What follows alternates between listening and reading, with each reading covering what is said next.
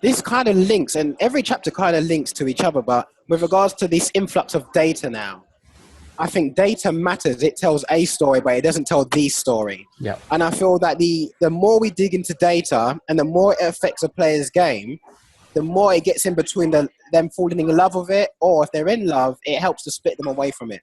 Because football players, they connect to the game as they have that unconscious bond. They have a bond to it. They can perform unconsciously with it. They don't have to worry about somebody else getting involved.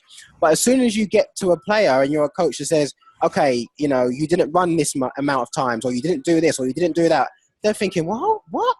You know, like, what's going on here?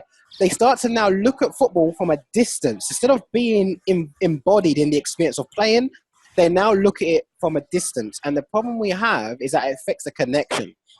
Now, once you affect the connection that a player has with the game, why are they doing it? They're no longer in love with it. It's almost like, although it is a job, players never saw it as that. And so now they might think, okay, you know what?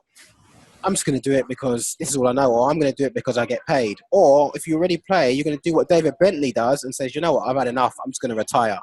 And this is why I say with no love, there's no passion. And unfortunately, this has been happening throughout football for years, but it's now spread into coaching.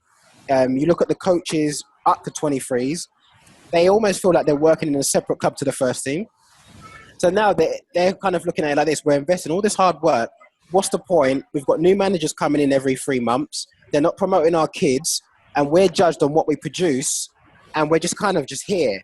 Then you've got the managers in the first team who are trying to enforce their beliefs, but then by the time they do that, they're sacked anyway. So why are they in it? There's no real love there anymore, and I feel they're losing that. It's becoming so corporate, off the pitch, but also on the pitch.